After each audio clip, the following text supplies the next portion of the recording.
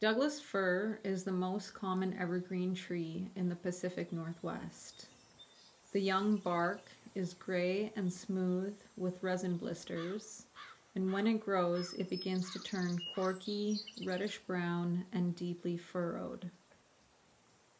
The needles are all the same length, pointed at the tip, and spirally arranged around the branch like a bottle brush.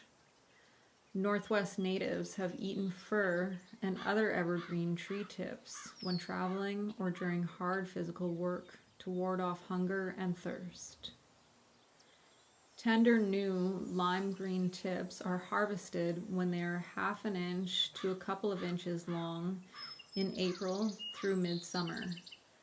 They are easy to pinch off, but always remember that you're pruning the tree's new growth. Take tips from the side branches instead of the lead branch, and don't take too much from any one part of the tree. Mature needles can be harvested for making medicine during any season. Harvest pitch in any season when it is still soft or hardened. In spring, the tips are tender and have a citrus pine flavor. Place the young tips in a jar and cover with cool water. Place in the sun for several hours or overnight and enjoy a refreshing tea. The mature tips can be used in winter as a hot tea.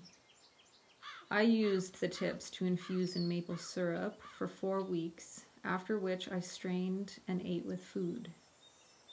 You can dry them for later use or freeze them. As the needles get older, they develop more tannins, get tough, and are less aromatic, but can still be used for tea. Like other evergreen conifers, fir needles and pitch are high in aromatic resins that fight infection and stimulate immunity. Both young and old needles are useful for fighting colds and boosting energy. It also supports skin health through acting as an antimicrobial, providing vitamin C, and as a gentle astringent that tightens inflamed tissue. The pitch can be used directly on wounds and added to salve. The needles can also be infused in oil and used topically on the body for healing.